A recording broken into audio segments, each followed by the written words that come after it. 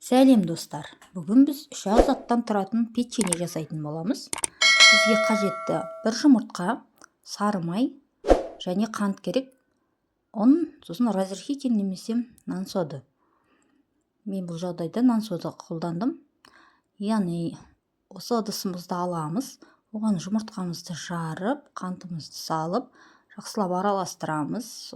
Қантымыз ерігенше жақсылап араластырып алған соң, осылай үй температурасындағы сары майымызды саламыз.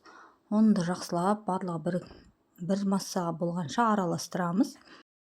Араластырып аламыз. Және соған ұнымызды саламыз. Ұнымызды салып керегенше көз мөлшермен салдым мен. Солай ұнымызды салып, оған кішкентай қасықтың басымен нан сода салдым. Нан сода салып, осылай қолымызбен араластырып аламыз.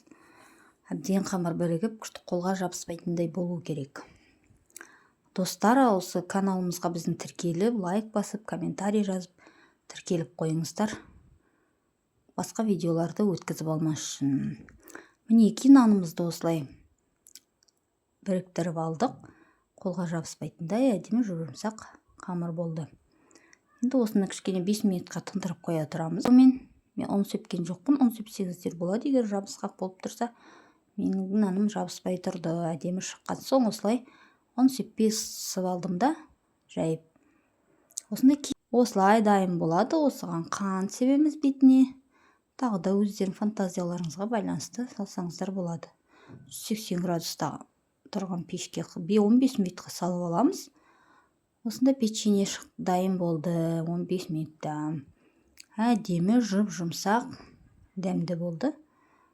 Балаларға өте ұнады. Лезде бір шайда уже жеп тастадық. Не ұнаса лайк басып, тіркеліп, комментарий жазып кетіңіздер. Және осы печеньені үйде өздеріңіз жасап көріңіздер. Жасаған соң комментарийге жазыңыздар. Сіздерде қалай шықты? Жасадыңыздар ма?